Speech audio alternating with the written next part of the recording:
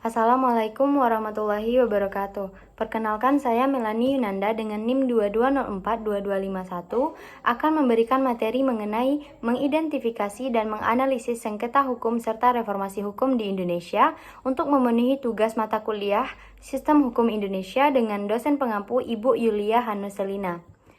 Sekarang kita masuk ke dalam sengketa hukum litigasi dan non-litigasi. Litigasi adalah persiapan dan presentasi dari setiap kasus, termasuk juga memberikan informasi secara menyeluruh sebagaimana proses dan kerjasama untuk mengidentifikasi permasalahan dan menghindari permasalahan yang tak terduga. Sedangkan jalur litigasi adalah penyelesaian masalah hukum melalui jalur pengadilan. Non-litigasi. Jalur non-litigasi berarti menyelesaikan masalah hukum di luar pengadilan. Jalur non-litigasi ini dikenal dengan penyelesaian sengketa alternatif. Kedua-duanya sama-sama bagus tergantung dari kebutuhan. Jika memang masalah masih dapat dirembuk secara kekeluargaan, tentu Anda masih bisa menggunakan jalur non-hukum karena dinilai lebih tertutup dibandingkan hukum. Sidang dilakukan secara kekeluargaan tanpa memperlibatkan berbagai pihak. Jika masalah tidak ingin diperpanjang, masih ada non-pengadilan. Bahkan dengan jalur selain litigasi ini, tersedia berbagai bentuk penyelesaian non-litigasi. Tidak hanya satu melalui pengadilan saja proses penyelesaian yang dilakukan, tapi jika memang butuh keadilan dan tidak mengenai pihak lainnya secara keberatan, lebih baik digunakan hukum karena itu jauh lebih mengikat keputusannya. Sama sekali hakim mengotok palu, keputusan langsung ditentukan, daripada harus memilih non-litigasi yang belum tentu bisa memilih penengah adil. Tentu memilih pengadilan jauh lebih bijak karena memang tidak ada yang bisa diselesaikan secara kekeluargaan kedua kubu.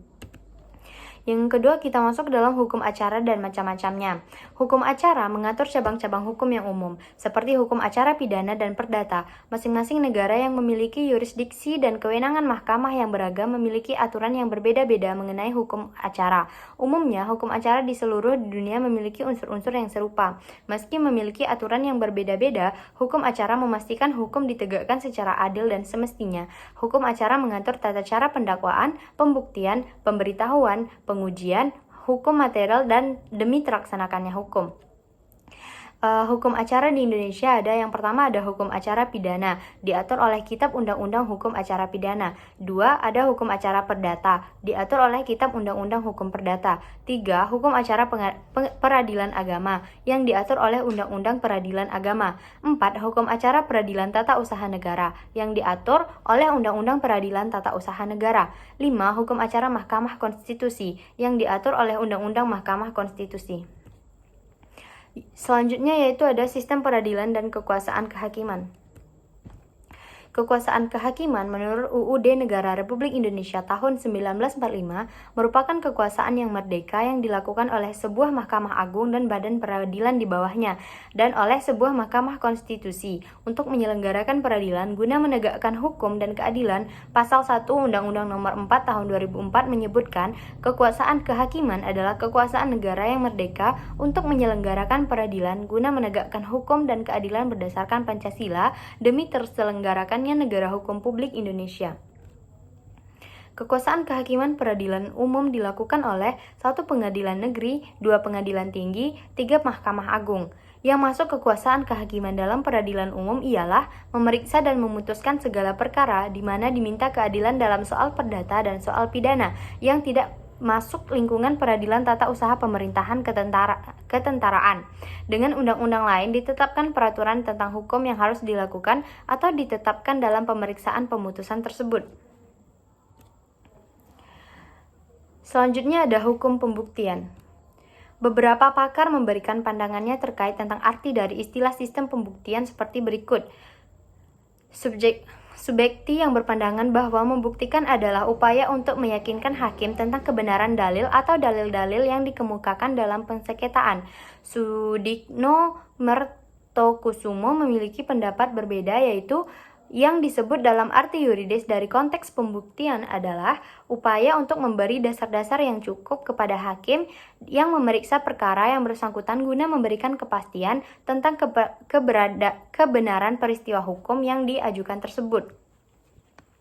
Tujuan dari pembuktian adalah untuk memberikan gambaran yang berkaitan dengan kebenaran atas suatu peristiwa, sehingga dari peristiwa tersebut dapat diperoleh kebenaran yang dapat diterima oleh akal. Pembuktian mengandung arti bahwa benar suatu peristiwa pidana telah terjadi dan terdakwalah yang bersalah melakukannya sehingga harus mempertanggungjawabkannya. Pembuktian adalah ketentuan-ketentuan yang berisi penggarisan dan pedoman tentang cara-cara yang dibenarkan undang-undang membuktikan kesalahan yang didakwakan kepada terdakwa. Pembuktian juga merupakan ketentuan yang mengatur alat-alat bukti yang dibenarkan undang-undang dan boleh dipergunakan hakim membuktikan kesalahan yang didakwakan. Alat bukti. Alat bukti adalah sesuatu yang digunakan untuk meyakinkan akan kebenaran suatu dalil atau pendirian. Alat-alat bukti yang sah menurut hukum acara perdata terdiri dari yang pertama ada surat. Menurut Sudik Nomor Tokusumo, yang dimaksud dengan surat adalah sesuatu yang memuat tanda yang dapat dibaca menyatakan sebuah pikiran di mana buah pikiran tersebut bisa dipakai sebagai pembuktian. Yang kedua ada saksi-saksi. Saksi adalah orang yang memberikan keterangan kesaksian depan pengadilan mengenai apa yang mereka ketahui, lihat sendiri, dengar sendiri, atau alami sendiri, yang dengan kesaksian itu akan menjadi jelas suatu perkara. Keterangan seorang aksi yang harus disampaikan secara lisan dan pribadi, artinya tidak boleh diwakilkan kepada orang lain dan harus dikemukakan secara lisan di sidang pengadilan. Alat bukti yang keempat ada pengakuan. Menurut pasal 174 HIR, pengakuan yang dilakukan di depan sidang mempunyai kekuatan pembuktian sempurna dan mengikat. Sedangkan pengakuan di luar sidang, menurut pasal 175 HIR, kekuatan pembuktiannya diserahkan kepada kebijaksanaannya hakim, atau dengan kata lain pengakuan dari luar sidang berarti bahwa hakim leluasa untuk memberikan kekuatan pembuktian atau hanya menganggapnya sebagai bukti permulaan.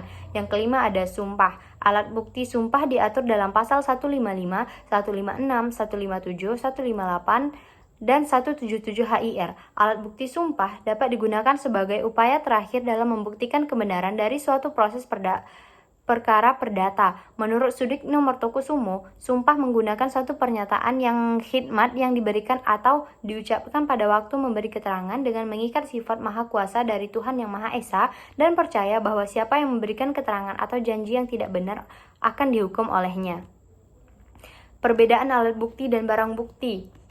Perbedaan barang bukti dan alat bukti merujuk pada barang bukti yang digunakan dalam kejahatan tindak pidana. Barang bukti sendiri juga menjadi hasil dari adanya tindak pidana yang dilakukan. Barang bukti juga berguna sebagai suatu keterangan dalam membantu penyelidikan tindak pidana. Sedangkan untuk alat bukti sendiri dalam bentuk keterangan saksi, tulisan atau surat, keterangan berbagai pihak, keterangan ahli, hingga informasi yang bisa dilihat. Selain tersebut, maka tidak bisa dijadikan sebagai alat bukti. Mungkin sekian materi dari saya. Bila ada salah, mohon maaf.